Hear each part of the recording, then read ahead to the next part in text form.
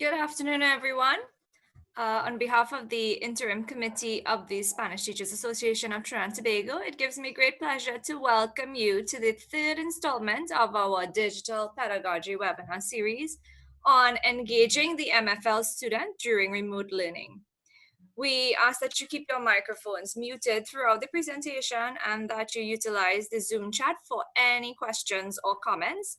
Alternatively, you may engage the raise hand feature and make your contribution or participate in our Q&A session at the end. This afternoon's session is facilitated by the dynamic Miss Leanne Pierre, a modern languages teacher at Trinity College East and a qualified instructional technologist with a master's degree in digital technologies, communication, and education from the University of Manchester. But many of you will know her or maybe her Bitmoji as the director of 21st Century Educators or in her capacity as an ICT facilitator for the Ministry of Education. We welcome Leanne as I hand you over to her expertise now and as she leads us through this session. Thank you, Darcel. So welcome everybody. And I hope this afternoon session, we are ready to have an interactive session. So at some point in time, I'm going to be asking some of you to turn your cameras on. So I hope you're ready to be on camera, just giving you a heads up. Because we are going to actually have an interactive session where I'm going to require you to pretend that you are the student in the remote learning setting. All right, so I'm going to share my screen now. And Darcel, you can go ahead and share the link in the chat. Sure, no problem. Yeah. So I'm going to ask everybody before we start to go to this link. There are some documents there that you will can use during the session. All right.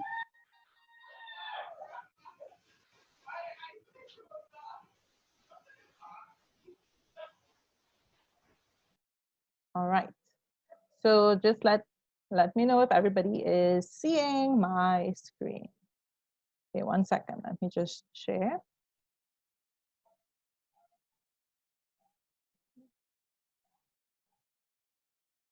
Right. So we're about to start.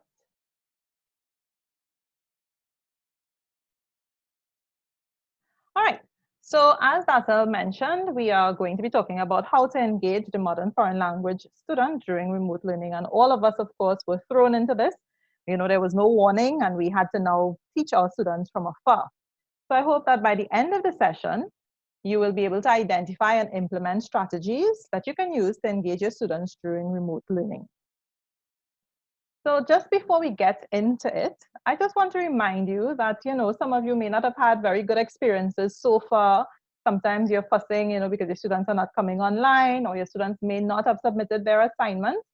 But the fact that you are continuing to try, that's what makes you a good teacher. So please be encouraged, don't give up. Remember, this is a new experience for your students as well. So for some of them, it is not the easiest thing. All right, so don't beat up on yourself. Keep trying and it will get better as time goes on. So how do we actually, when we talk about a remote instruction learning plan, for some of you, this may be new. For others, this may be a reminder. But there are some key strategies that you need to employ when going after a remote instruction learning plan. So for example, one of the things that I tell teachers to do, try to have open communication with your students. So post an announcement at least once per week, probably at the start of the week, just to tell students, this is what we're going to do for the week. Have daily check-ins. Remember, your students are accustomed seeing you. So even if you don't want to be live, make a little video for them.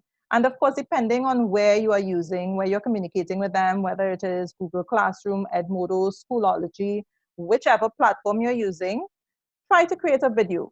You will get a copy of this, and attached to it are some links that will teach you how to use the different items that are highlighted, so you can go through that on your own. One of the things that I recommend strongly is Loom. Loom allows you to do screencasting, so it allows you to record your screen with the option of having your video in the corner. So that's a really cool free tool that you can use to communicate with your students. When you're thinking about teaching, of course, during this period, try to think more skills-based versus how you would normally teach in the classroom. All right, and I again would have attached a couple of samples of what I do in my classroom, what I'm currently doing in my classroom. It will be in French though, because I am only teaching French, but you can get an idea as to what it looks like. And then you want to connect. Students are accustomed being among their friends, and so you want to have some activity at least once per week that would allow them to just be able to chat or see each other. And again, there are some Google Meet, you can use Flipgrid, you can use Zoom. And then finally, you want to be able to assess, are my students actually engaging with the materials that I'm posting? So you want to be able to do that in a non-tedious way. Remember, we're not necessarily assessing for grades, we're assessing for engagement, for participation, to see what's actually happening, to be able to say, all right, this worked or this didn't work. And of course, there are some fun ways to do that. So quizzes, you can use Google Forms, Quizlet, and all of these are self-correcting. So it helps in terms of not putting the burden on you. So that's just an overview of what your remote instruction learning plan should be looking like. And if there are elements that you have not been engaging in, it's not too late. So start by communicating. So what I have done each week, my classes actually have a calendar and they know this is what they're supposed to accomplish during the time period. And then I would create a little video. Sometimes it's a video of myself, or sometimes it's a video that I find online that's a little inspiration because they are having a tough time. If you've asked any of your students, some of them are having a really, really tough time. So let's talk a little bit about the elements of any good e-lesson during this period.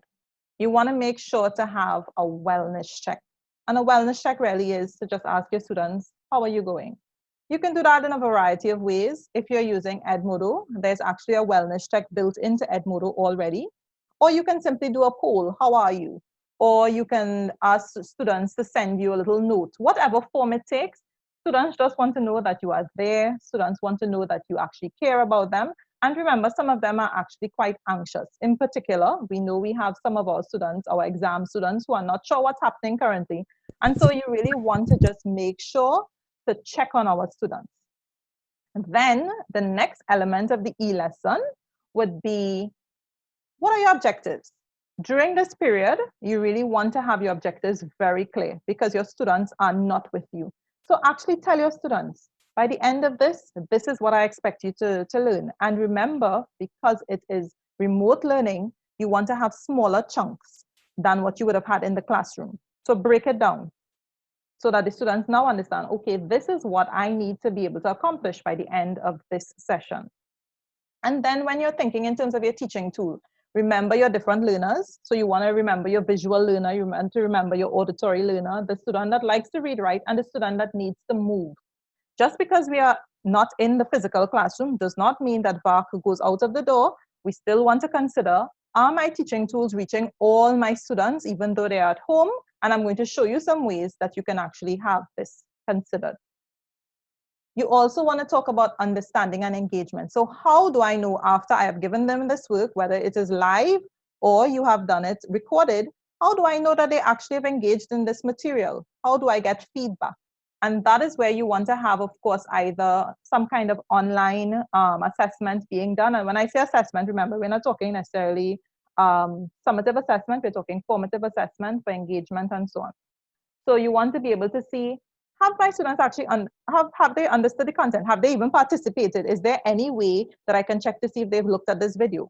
And so the Loom that I spoke about, and there are others like Edpuzzle and a couple other pieces of tech that allows you to check, oh, my student did look at the video. So you want to be able to see how many of them looked at the videos. You want to be able to see how many of them understood the content. You want to see what grades they're scoring, although you're not taking the grades, but just to get an idea of if they're understanding or not. And then you would always have the students, remember, so you're still catering for your entire class. You want to have some optional extension exercises, and this will allow for differentiation. So you want to have some optional extension exercises that will cater for your weaker students that need more work to get the concept. And then you want to have some optional extension exercises that would cater for your stronger students who've gone through all the work that you've put for the week, but they want more. And the reason that you want to state it's optional is so that you do not pressure the students who can only do the little bit that you would have put. Remember, we have to consider that some of our students do have parents who are working in essential services. Some of them are babysitting their younger siblings.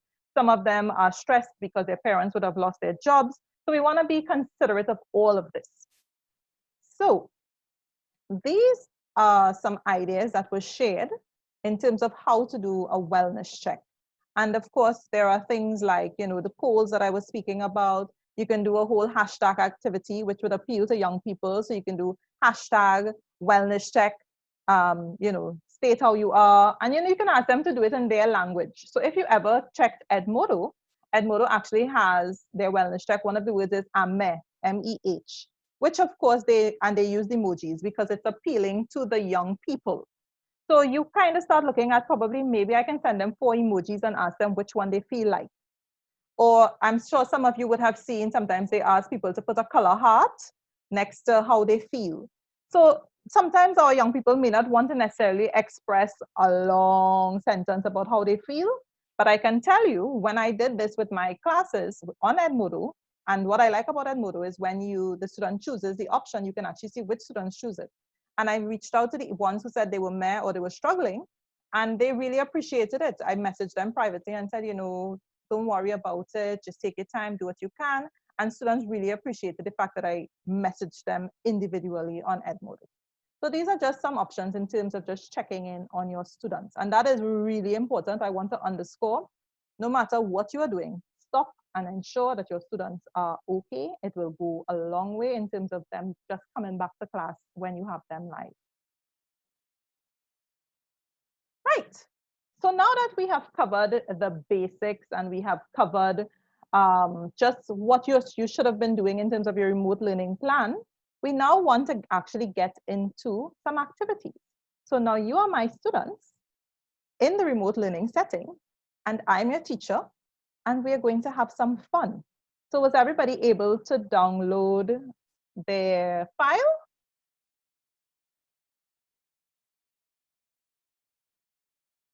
Dazzle, you can let me know if everybody... Yes, class. And a little disclaimer. I do have a double major in French and Spanish, but I've been only teaching French since I left university. So if you see any mistakes in terms of my Spanish, please forgive me. So that's a little disclaimer. And I hope I have none of my lecturers online, Spanish lecturers online, who would have heard that. But I've been teaching more French than Spanish. So my Spanish is a little rusty. All right. So everybody is able to see the scavenger hunt. Can you pull up your scavenger hunt?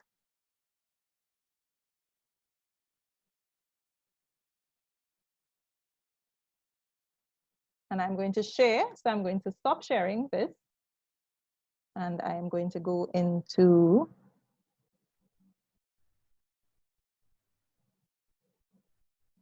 I'm just resharing the Google Drive sure. link. Sure. Who has just come in, you are accessing Leanne's documents via the Google Drive link I just posted. Right. So nobody started the session yet, huh? All right. So I'm going to stop sharing just for a little while.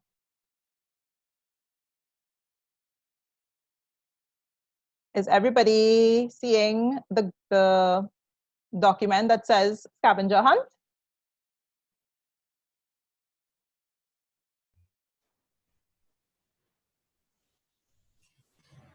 Yes? Yes, class. All right. So I'm going to share it just in case anybody is not able to access it. So you would notice the scavenger hunt comes in 2 formats. And the scavenger hunt comes in one with a picture and one without. Now, these scavenger hunts were not created by me. If you look at the bottom of the scavenger hunt, you will see a website. And you can go there, and there are several free Spanish scavenger hunts already done for you. So if you go to SpanishMama.com, she also has other things that you can use. But I really like the idea of the scavenger hunt to cater for the student that needs to move, because we don't want them always having to sit down. Now, the scavenger hunt can be used in several ways. You can do it as a live class, which we're going to do now, or you can also do it where you send them it, and then you give them a period of time, which they have to send back pictures. So let's say, you give them 1 day, they have to send you pictures of all the items that they would have found by the next day. And so you can have, a little fun. This person sent it first, this person sent it second. And so you can actually get a little competition going. But it helps them to practice their vocabulary. You would notice that it was done in 2 ways. So you can actually have, for the weaker student, the one with the pictures.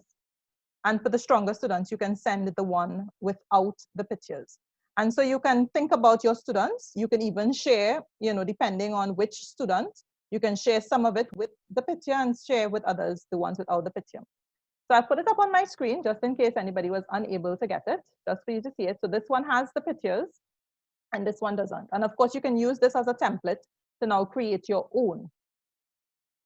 So we are actually going to try to do this activity, but I'm only giving you 5 minutes. So can you all turn on your cameras if you have your cameras available? And we are going to do this in 5 minutes. Ready? So you're going to get up and you're going to try to find as many items that you are seeing on this list. You're going to try to find them now. So on your marks, get set, go. You have 5 minutes. And once you have found your items, come back and tell me how many you found. So you can tell me you found which items. So go. And I hope you're actually moving, because you want to experience what the students will actually experience. So I'm going to be telling you what the timer is. So you have 4 minutes and 27 seconds left.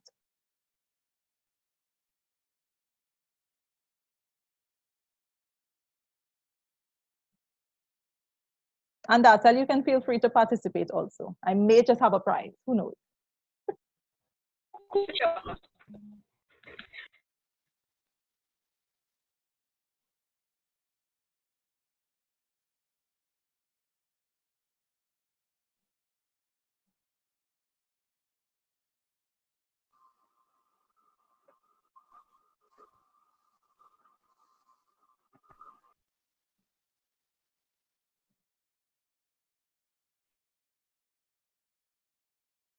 So we have 3 minutes and 40 seconds left.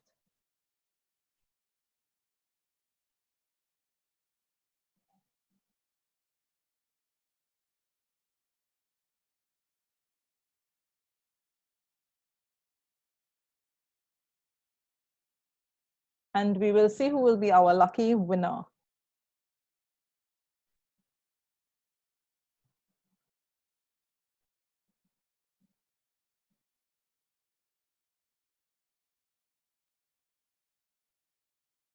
So 3 minutes and 5. And we're heading down.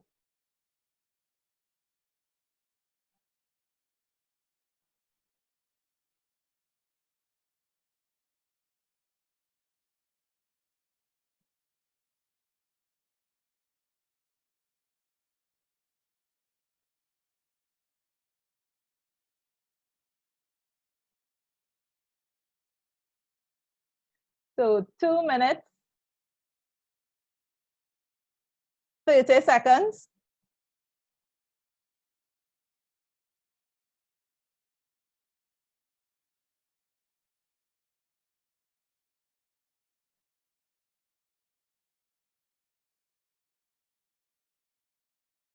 And when you get back to your screen, if you think you have found all the items or you think you have found the most items, you can come back and say, I have X number of items. You can unmute your mics briefly because I want to get some feedback at this point as well. So we are under 2 minutes. I think Miss Lisa from Barbados is winning the way she's moving around there.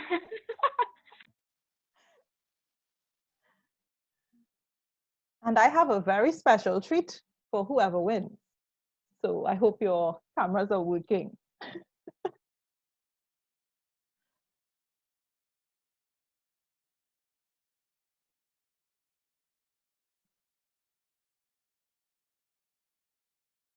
Right, so we are just about heading to 1 minute. And then I'm actually going to count down. something that begins with Z in Spanish or in English? In Espanol. Let's make it difficult.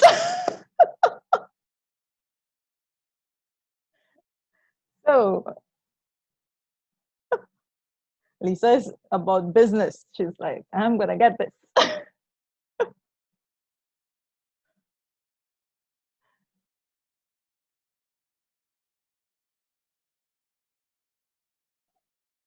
So, counting down. 35, 34. So we have less than 30 seconds now. So you should be returning to your seats. I am thinking about just breaking something in the house. Oh gosh, no, don't do that, Lisa. All right, so 15 seconds. And we are 10, 9, 8, 7, 6, 5, 4, 3, 2, 1. That's it. So let's hear how many items did anybody get? You can put it in the chat.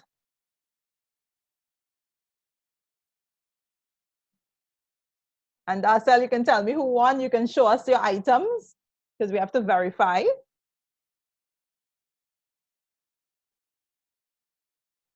I'm seeing Janine says she has 12 items so far. Wow.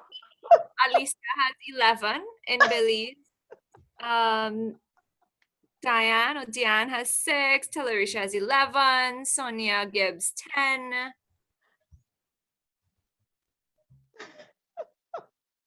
Right. So I just want to pause and ask one or two persons just to give me feedback and tell me how they felt doing that activity. Okay, I just want to go first because number one, I clearly did not win. So I want to just speak and be done with it.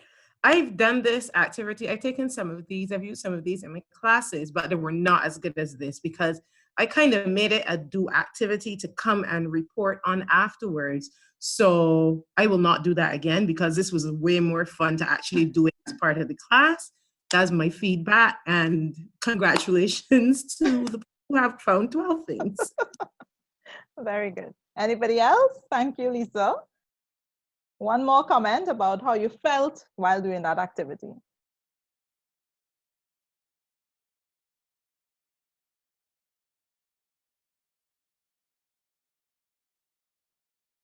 You can give it in the chat or somebody speaking. I got 15 things. Nice for you. I got 15 things, and I really, really enjoyed it because it kind of got me thinking, you know, it kind of that whole somatic literacy, you know, coming to a place there, you know, kind of getting my mind into Spanish and, you know, getting blood pumping and getting ready for an activity. So it's really exciting. I'm sweating here. All right, so I promise no more running. All right, so we're gonna continue. Let me just bring back up my screen.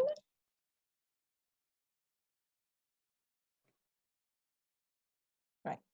So one of the things in terms of just remembering, because it's online does not mean that that the students have to be sitting all the time. Scavenger hunt is pretty easy to come about. I mean, and you can think about it in terms of find something in the color. Recently in Form 1, we were doing school items. So I just literally told them in French, I told them, find 2 pencils, find a green book, find a math textbook. And so they had to bring it to the screen. So I had them running up and down. So of course they found it was a lot of fun. Of course I gave clear instructions.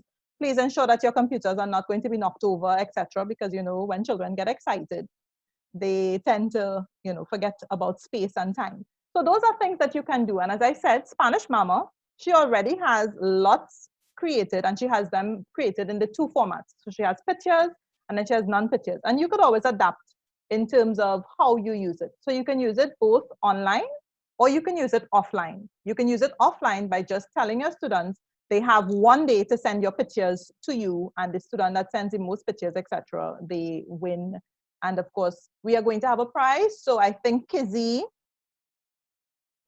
found the most. So Kizzy, I will tell you what your prize is. All right, so we're going to start again. Right. So a couple of things that you can do offline with your students, because one of the things with remote learning is that you do not want your students online necessarily all of the time. It's not good for them. It's not good for you. I'm sure some of you are suffering from being online too long. So you want to have activities that even if you come online, it doesn't mean that I'm staring at the screen for the whole period of time. So scavenger hunts are really good for something like that you can do offline. You can also have project-based learning, and project-based learning is pretty simple to do in the foreign language because you can give them a choice as to how they how they represent their finished product.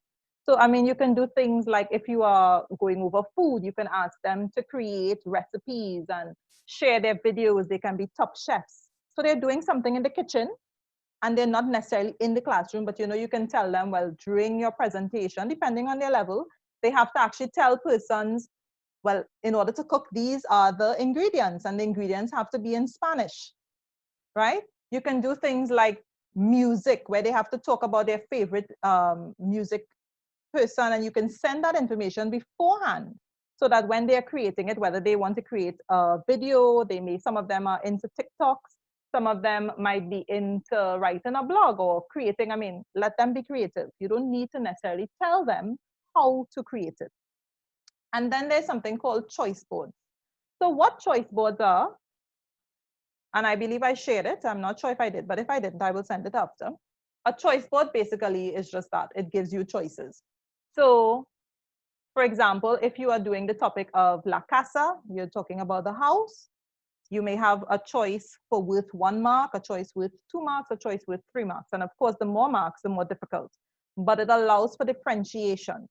So, for example, the one for 1 point might be label your house in Spanish and then take a picture and send it to Miss Osu. The one for 2 marks might then ask them to talk about the item in the house and add the color. And the one for 3 points might be to tell them, well, you have to write a full sentence describing the item in your house. So you cater for the weakest students, you also cater for the strongest students. So you might be asking, but then how do I prevent everybody from doing the 1 point version? How do I prevent students who might be like lazy? Look, I want to do the work just to say that Miss can't say or Sir can't say that I didn't do the work. How do I prevent them from only going to the 1 point? Well, that's where you get creative. You can have a collaborative class points collection. So what I'm doing with my Form 1s, every time they do something, like if they do extra work, so I have optional activities, every time they do extra work, they contribute 1 point or 1 star to their class. And I've told the class that if you get 100 stars, by the end of the term, they're going to get a special surprise. Now, I haven't figured out what the surprise is, but we'll get there. You get creative. It might be a movie night. It might be when school reopens, we do something, right? But the thing is, right now, they're working collectively to achieve those 100 stars. So they're encouraging the students. Could you all go and do the optional work? So they're working as a class because they want to get to those 100 stars. And they have no idea what the 100 stars is going to give them, but they're just excited because it's a competition. And then I big them up, I put them up on the Padlet and I say, this person has contributed a star today. And they, so somebody messaged me, Miss, you didn't see I did my work and my extra work. Did you see that? So I don't have to go back and check. So they like that, the recognition. So have somewhere, wherever you're using your learning management system, have somewhere where you're encouraging them and identifying when they've done the extra work or identifying when they've done something really well. And then others kind of want that same recognition. All right. And then, of course, you can have interactive PowerPoints and slides that you can use while online or offline to play games.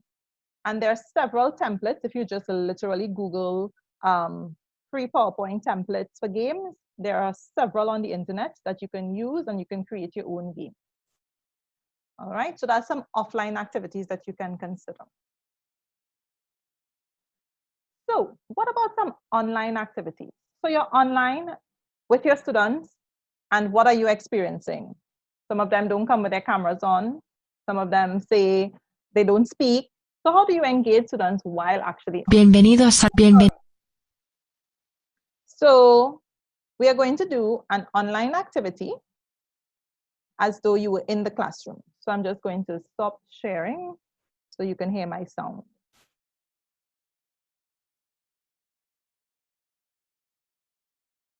Okay. So I created this just for you.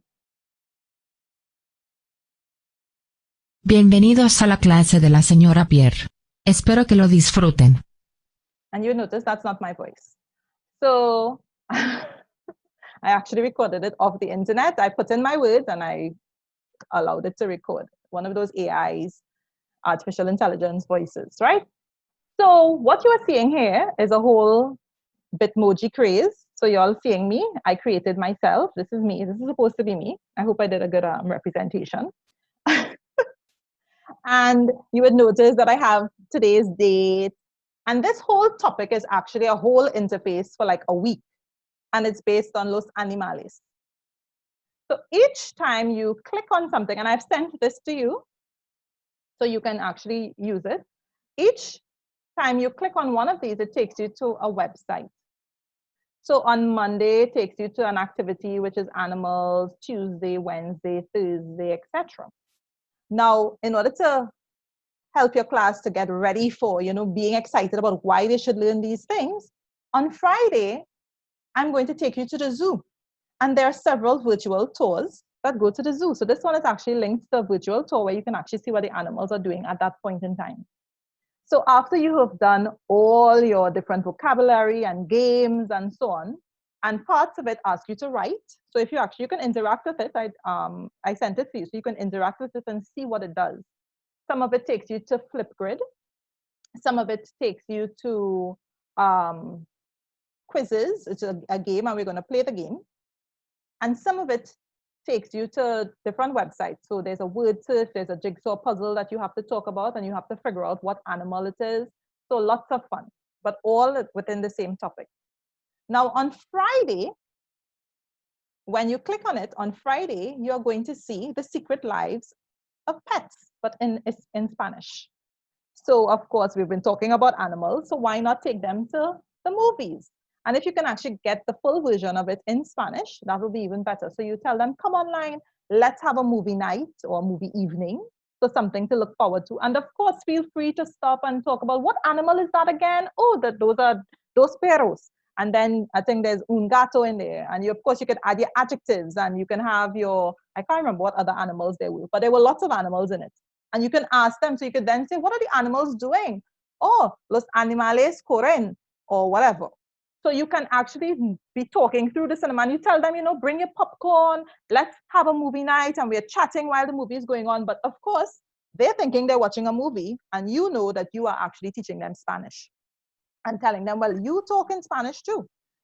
And then on another day, you can just say, let's go to the zoo. And you actually go and you see the animals, real animals in a zoo. Some of them may not have had the opportunity to travel. So you're now getting to see real animals in a zoo, some animals that they will not see in our local zoo. So you will see elephants, you will see the panda bear, and you actually could go into the different rooms. And again, use that as an experience to talk about the animals. So, and this is one page. And that's another thing I want to chat with you. It is good if you can create your work weekly as opposed to daily, because it then takes the burden off of you, and it also allows the students to be able to see what is happening.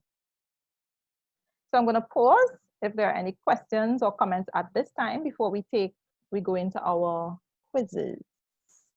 Is there anybody who has any questions or comments as to how this works, or can you see this working? I just wanted to know what you used to create this. So this is a whole, so this is a Bitmoji, and I guess I could tell Kizzy what she won at this point. Kizzy, 21st Century Educators, we are having a webinar on how to use Bitmojis to engage your classes. So you're getting a free spot. So basically it's using Bitmojis. So you get to create your own character. You can actually create a character that looks like you. And this is a Google slide. So you actually put links inside of it. So all of the days are like hyperlinks that you attach to different things.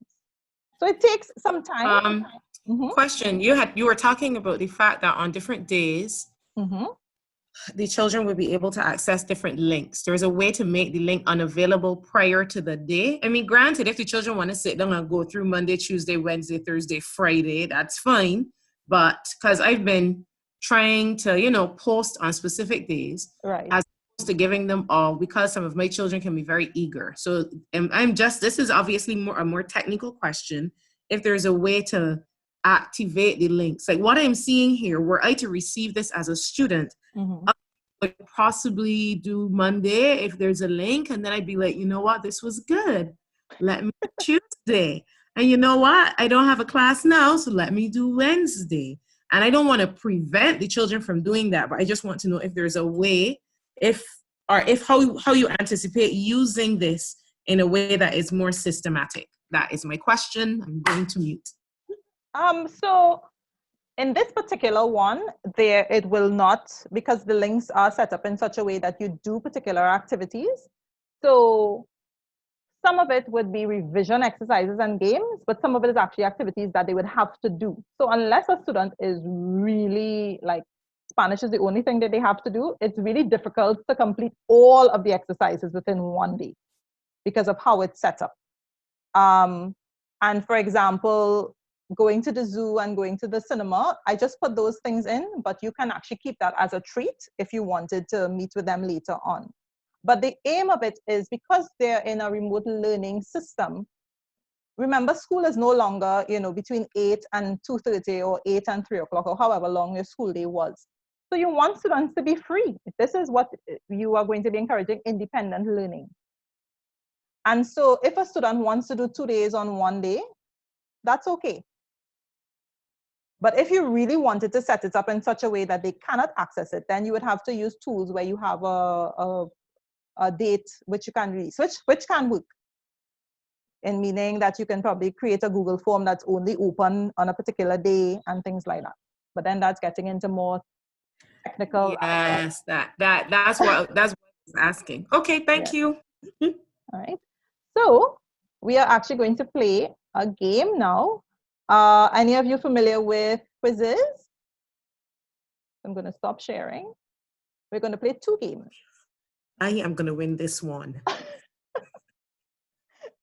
Lisa is like, I need to do this.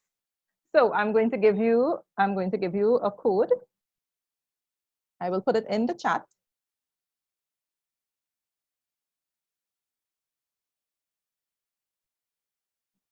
And we're going to play it live. So we're going to play one with just 10 questions.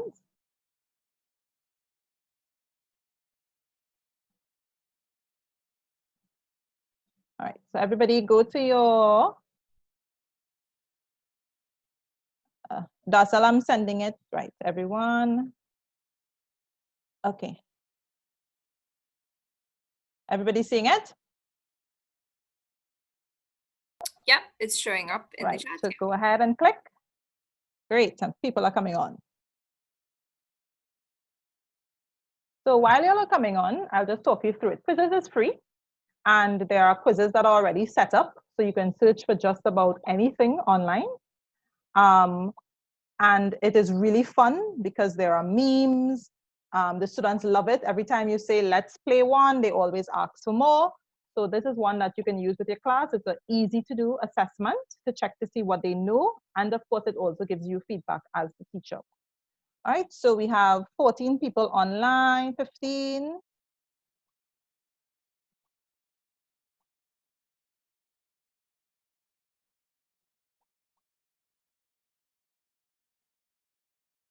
How many people are on Dasal? So I will know how many. If anybody's having difficulty getting on, let me know. So we have 23. I'm seeing 23 right now. Yeah.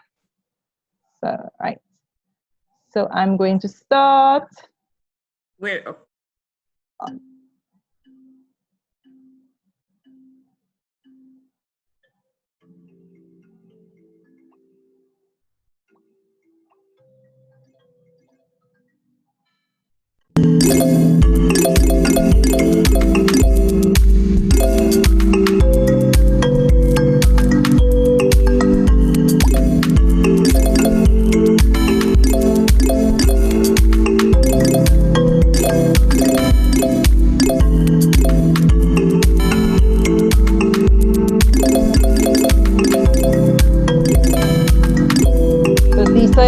stay on the top.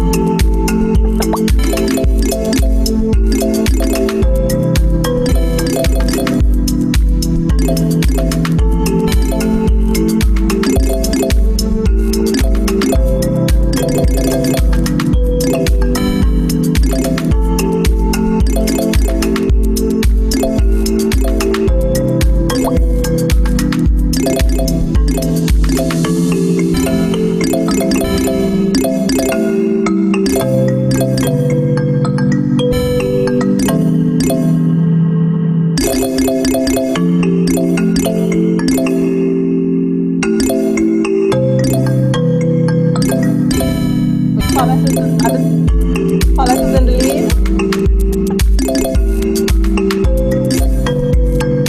Lisa is back on top.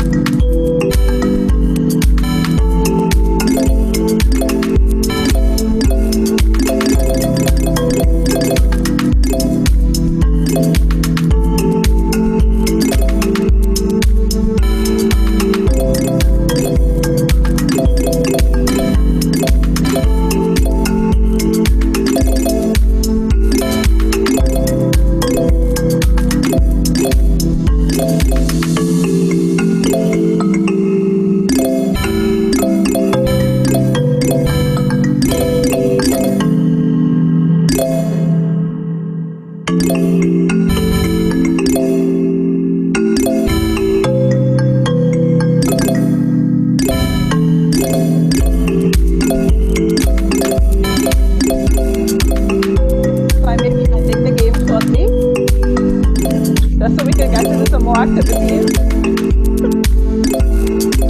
I'm going to count down, and then I'll end the game when I reach the 1. 10, 9, 8, 7, 6, 5, 4, 3, 2, 1. So I end the game.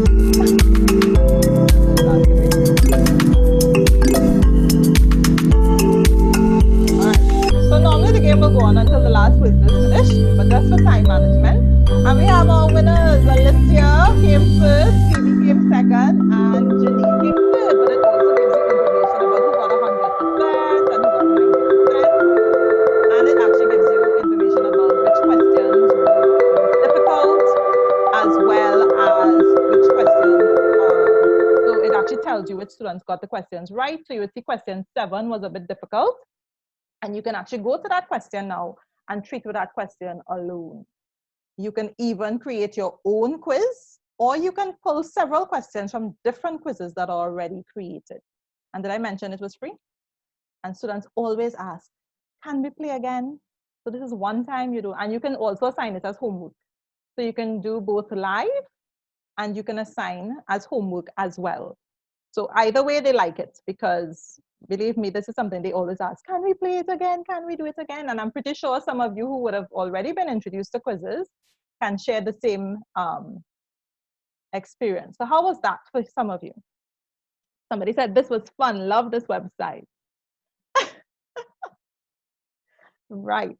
So this is another way to really engage your students while at home and still get work done, because when they get, you can look at the questions that they got wrong and then say, okay, let's spend a few minutes just seeing why you got it wrong. You can even ask students to then share the ones who got it right. Well, how come you got that answer? And so you can even let them teach the class. So it's not only teacher talk. All right. So wonderful. So we're going to play one more game just to introduce you to another activity that is really lovely online. And some of you may know it. It's called Quizlet. Now, Quizlet has a live version that they started.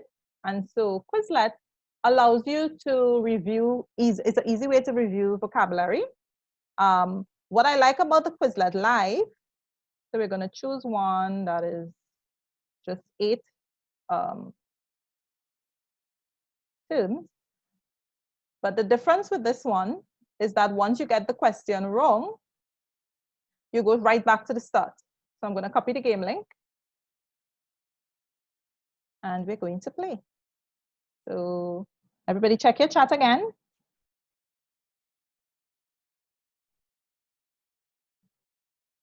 And it should take you to the link directly. Right, so I have persons on.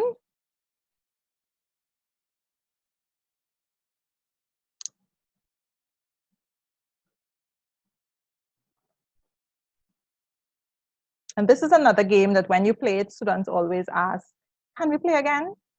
And of course, they're doing the same thing that you would normally do, reviewing vocabulary, but they actually want to play the game, so they forget that they're learning. And that's what you want to do in the remote learning setting. Right, so we have 29 persons. I'm going to create the game. So they say, okay, I'll give a couple seconds again.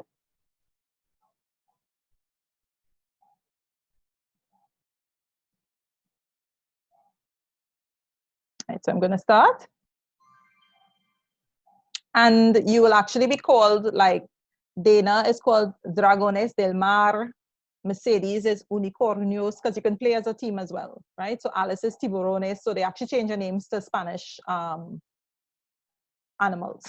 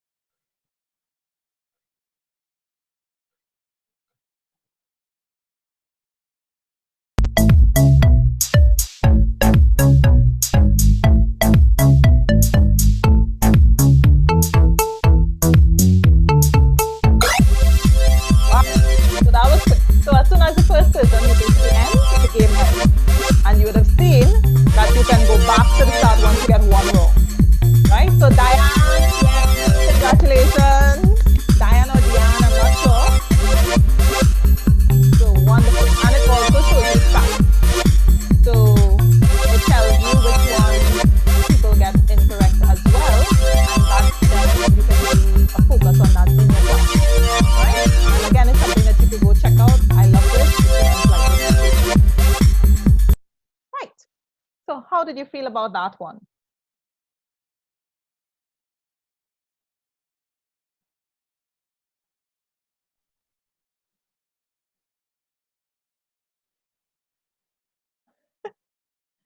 So somebody said this was simpler. Somebody said awesome sauce. Exciting. Good. So wonderful.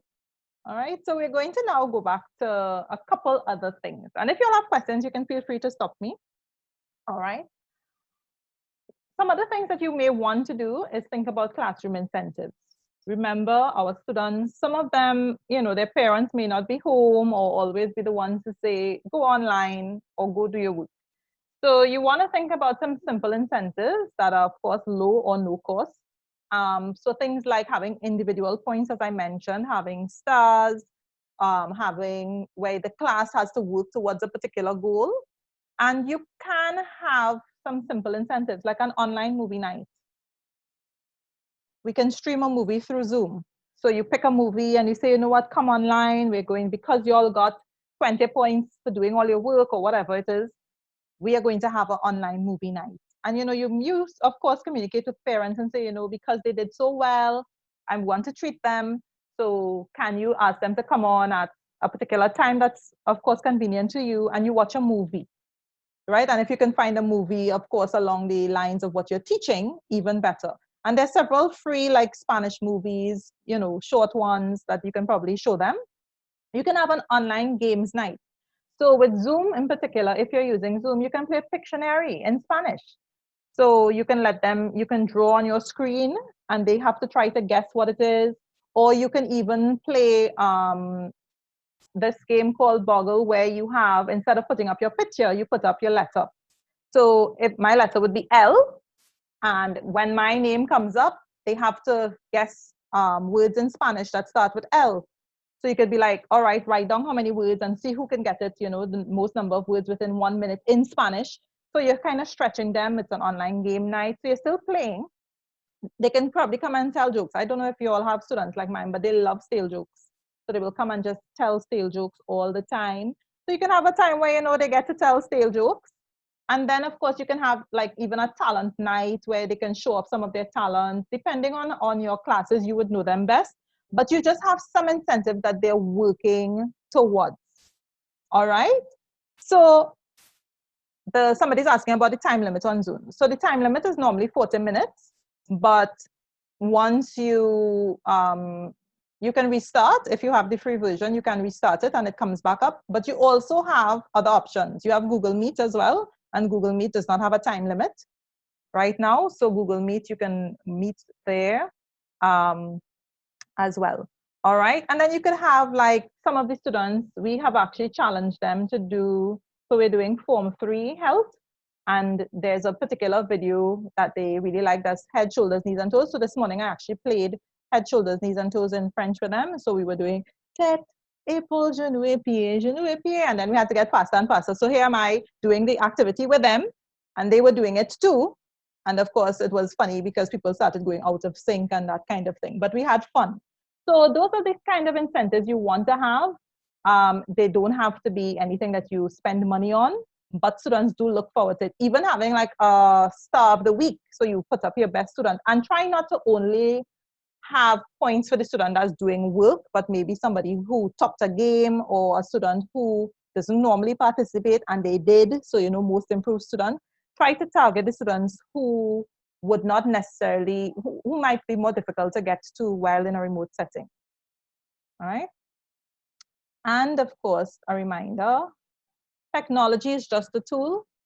In terms of getting kids working together and motivating them, the teacher is most important. So you have to be the point of excitement for them to come on. You have to be, they know when they come and they see you, Miss or Sir is going to come up with a game for us. Or Miss or Sir is going to be the person that really is going to motivate us today. Just like in the classroom, you are the most important factor in terms of motivation. In the remote setting, it's the same thing. It might require you to have to think outside of the box a little bit, because of course now you're in a different space. You can't actually, you know, go close to them and that kind of thing. But make it so exciting that if 10 students come on the first time, it is so exciting that they're going to tell 2 of their friends. And next time you're going to have 15. And the next time you're going to have 20, because this class was the best. And so don't stress out if you don't have your full quota of students online all the time, but make it such that when they come online, they don't want to leave, or they are so excited that it's like, yes, I want to continue doing this. All right. So I hope that I kind of gave you some insight. Of course, there are lots of tools online, but it's not so much about tools. It's just thinking about how can I make my class exciting? How can I make my class appealing? Why would students want to come online to see me? And I hope that I was able to share and give some insight as to how to do it.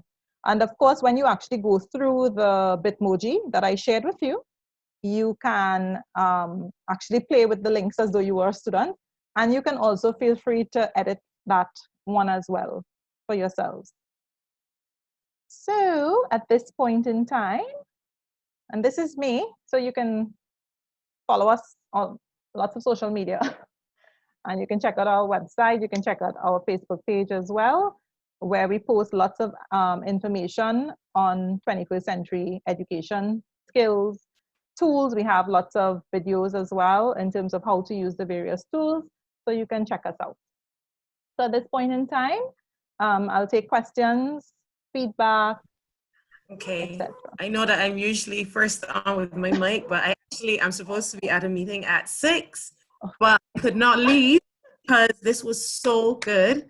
I've used some of the things in my class, but as always, it is good to have someone just give a nice ordered way to go about it. And just to confirm in your mind, one, that the way you're thinking is good, because, you know, there can be different ways to go about planning an online class, but this was inspiring. And I do have to go, but I wanted to say, Ms. Pierre, thank you so much for the level of preparation that you put into it.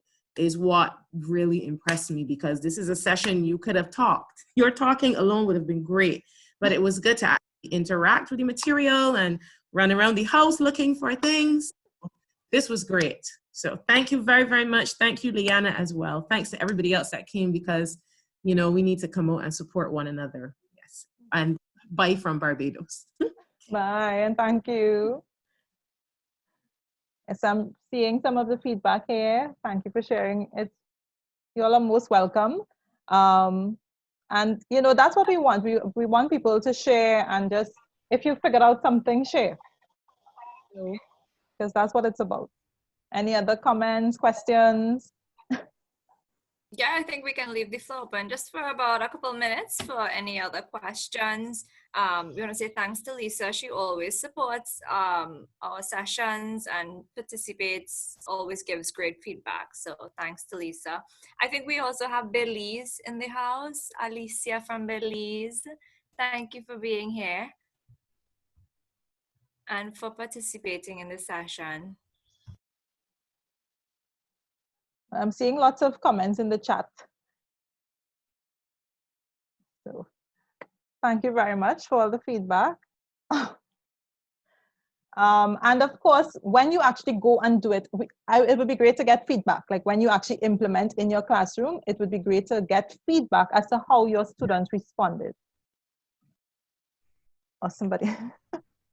So, you know, just give us feedback in terms of how you applied it and what your students felt when you applied it.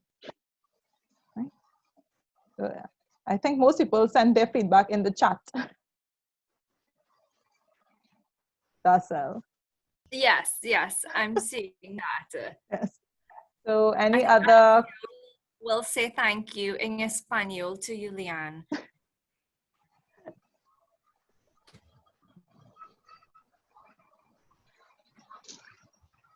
All right, so if there are no other questions, comments, I mean, on behalf of all of the participants and the interim committee of the Spanish Teachers Association of Trinidad and Tobago, we want to thank you to you, Leanne. I think Lisa really summarized it very well for us today.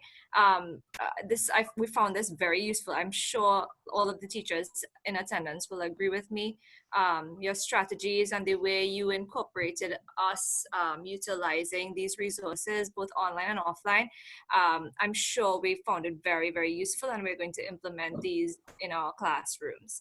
So thank you very much again, Leanne, for taking the time and sharing your expertise with us. You know, again, the level of your preparation and the quality of your presentation as well. It was fantastic. Excellent. Thank you so much. You're welcome. Hi, is this session recorded? This session is recorded, yes. Okay, great. So we will email out the session recording, as well as, if Leanne will permit, any of the her PowerPoint or a PDF version of it, maybe with the information, we will also email out to our members. That will be fine. And the links, you can send the links to the links, persons. yeah. So that's it, everybody. Check out my page. And we have a Caribbean group as well. So please check out my page and give us feedback as well there. So that's it. Bye. Bye. Thank you very much, Leanne. You're welcome. Oh, and Hello. Kizzy, I need to get Kizzy's yes. Alicia from Belize, but I will say the thank you in Spanish. Oh. De parte de todos los participantes en este webinar, les damos las gracias a la facilitadora Leanne Ann por una sesión muy interesante e interactivo. Nos ha proveído nuevas habilidades tecnológicas de cómo hacer la enseñanza y el aprendizaje en línea muy interesante, e incluyendo y pensando en todos nuestros alumnos sin dejar a nadie atrás. Sé que lo pondremos en práctica. Muchas gracias. Feliz tarde. De nada. I understood everything. So I feel I may not be able to respond, but I understood. Okay. It was a great session. Very interesting, informative, and I know that we have acquired very good skills, technological skills, and the tools that we need to make our sessions, our online sessions, interesting for these students. Thank you very much. You're most welcome. Right, so I got Kizzy's email. All right, so that's it. Bye. I will send the information to Darcel. Thanks so much, Leanne. Bye-bye. Bye. Thanks, Miss Duna. No problem. Have a good evening, everybody. You too. Bye-bye. Bye. Adios. Adios.